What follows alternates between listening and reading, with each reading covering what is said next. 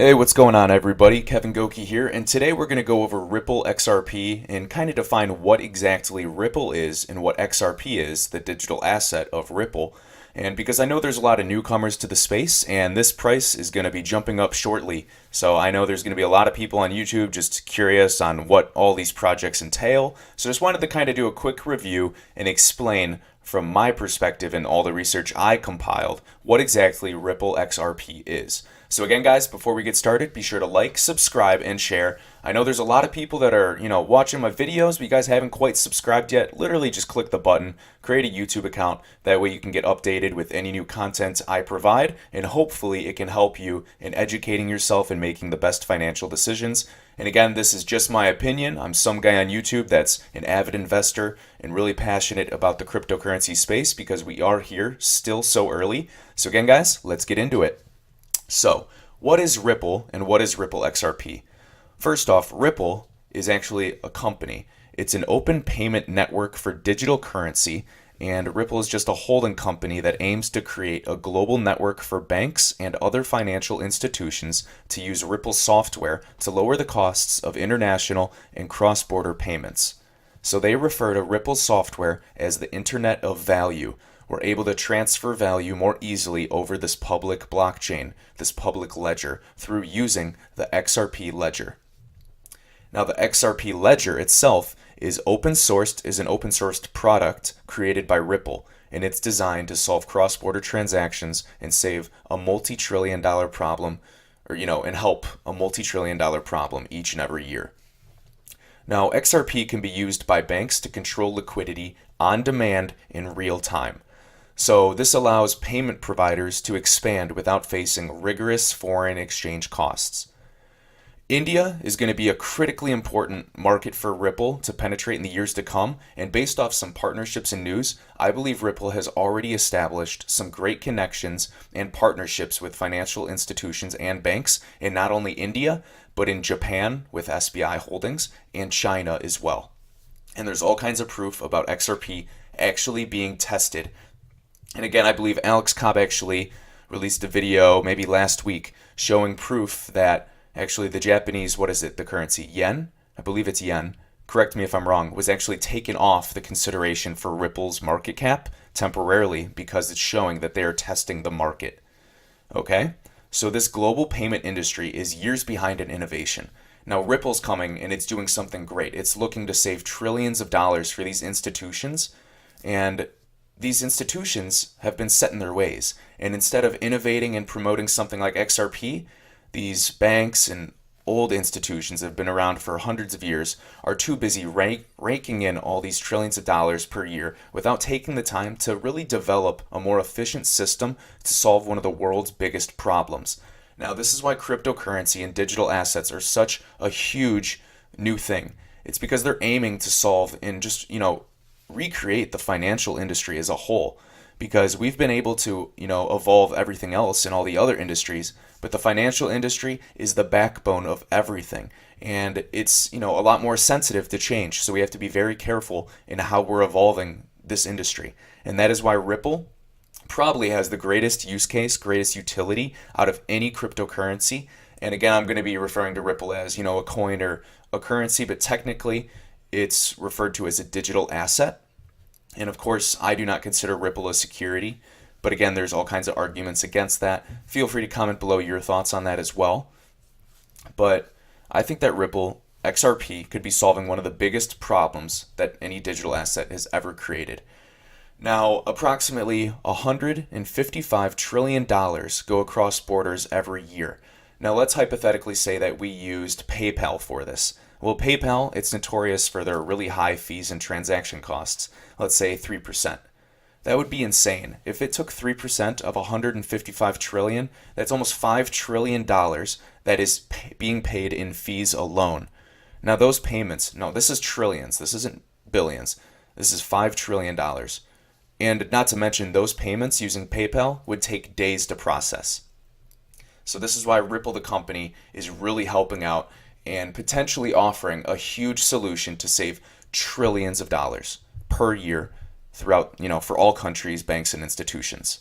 So Ripple, the company, actually launched in 2012 and has over 100 institutions and banks on its network already, including JP Morgan and Bank of America. Now, that doesn't mean that XRP is in use because but it is a step in the right direction. I know XRP is still very, coupled with Bitcoin, it's fairly cheap right now. And personally, I think it's the perfect buying opportunity since we saw an all-time high of Ripple. Where are we? We saw Ripple hit an all-time high on January 4th of $3.84. So to me, it's a no-brainer. It's almost 93% down from its all-time high. So to me, all of these coins, maybe in the top 10, top 20, are potentially great buys. But I think XRP has the highest chance of sticking around. And the argument that Brad Garlinghouse makes that Ripple or XRP is not a security is if Ripple, the company, disappeared, XRP in the blockchain, its ledger, would still be intact and used. I mean, it still could be used because it's open sourced. So there are essentially two systems that I want to touch on. So there's one that Bitcoin uses, and that's real-time gross settlement.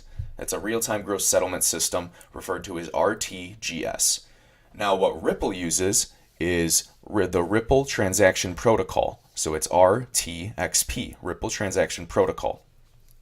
And essentially, this is when Ripple uses gateways. And gateways, let's say, is perhaps, a global ledger made up of a private blockchain. And this would be a digital portal that institutions and banks could use to join Ripple's network. And this is formally known as RippleNet. Within this portal that the banks are using, they can transact at higher speeds and at a fraction of the cost. They can also transact with any cryptocurrency or fiat currency, hence, cross-border transactions, and just be a major help to these institutions. This is a software for any type of entity, whatever, that moves large amounts of money across borders. Now, let's just even consider a company like Amazon. They're currently spending billions per year, and there's a lot of speculation that Amazon is actually interested in XRP. And who knows? I'm sure there's a use case for it, and overall, it can help all kinds of large businesses for even just global remittance issues for, Apple, Amazon, or whatever it may be. Now, XRP, which is the actual asset that we care about, the primary purpose of this is to provide liquidity. Liquidity is a must-have for this currency to grow in value. Of course, naturally, we understand that, but liquidity is also a must-have for any institution or bank to consider adopting it. Now, this digital asset is built to provide a source of liquidity for payment providers, banks, market makers, whatever it may be. And the Ripple system is not a benefit to the average person or consumer, such as myself. How so? Moreover, more so, it's actually for large entities that aim to revolutionize how they're moving money across borders in large quantities. That is where you're going to see the trillions and billions of dollars of cost savings for these institutions. For the everyday consumer, I'm personally just investing in it because I believe that Ripple could skyrocket in price when it is being used and when the XRapid software is in use every day. And XRapid is using XRP. Excuse me, guys. Now, interesting thing about XRP is, let's just take a look here. So, low market cap and circulating is only 39 billion, but the total supply is approximately 100 billion, okay? So this remaining supply that's not circulating is actually being held by Ripple Labs. And again, this gives Ripple, the company, the appearance that it's somewhat centralized, and there's a lot of arguments against this. However, as I've already said, I disagree. Now, the total supply of Ripple is 100 billion, okay? Now, should I invest in Ripple XRP? To me, I believe it's a no-brainer for me personally. However, I just recommend you guys to do your own research, read the white papers, read hours, of articles, watch, everything, and just inform yourself as much as possible, because it could very well go to zero, and I do not want you guys to, lose your money. So just do your own, research. I hope this video is helpful. And for me personally, I'm following the partnerships, and even SBI in Japan, the CEO, what was his name?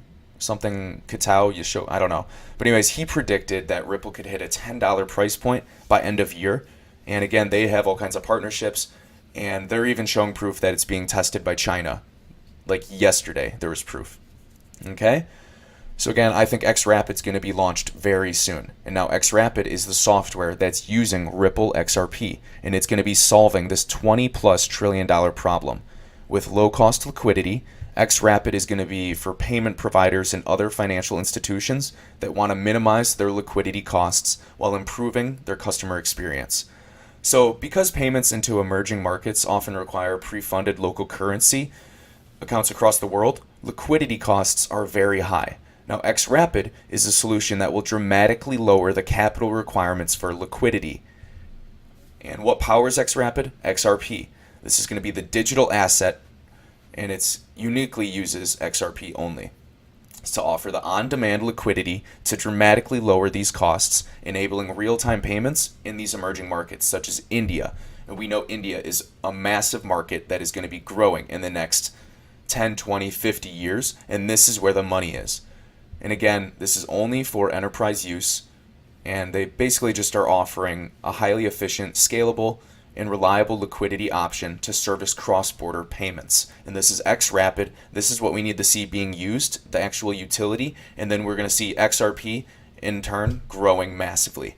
Now, the cool thing about Ripple is they're actually having all these banks use their current software solutions as well, such as Xcurrent and Xvia.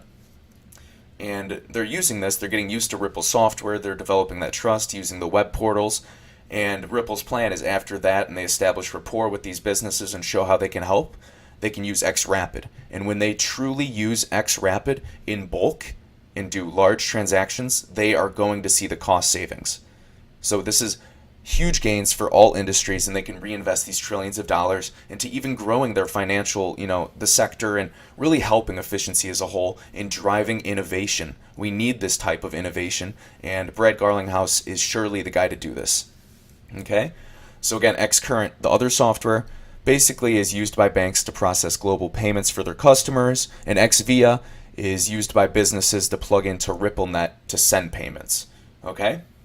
So again, this is going to make them more open to using XRP in the future. XRapid is the key here, and this is going to be solving the world's greatest problem. So I want to know your thoughts down below. What is your price prediction for Ripple? What are your thoughts? Do you think XRP is going to be a long-term investment? Do you think we are going to see some substantial growth by 2022? Let me know your thoughts down below. Again, this is Kevin Goki. Please like, please subscribe, and I look forward to the next video. Thanks, guys.